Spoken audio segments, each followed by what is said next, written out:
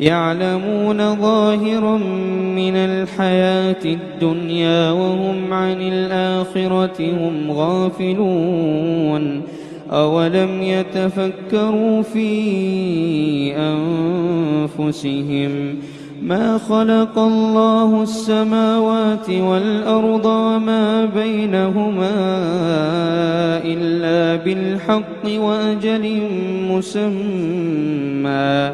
وإن كثيرا من الناس بلقاء ربهم لكافرون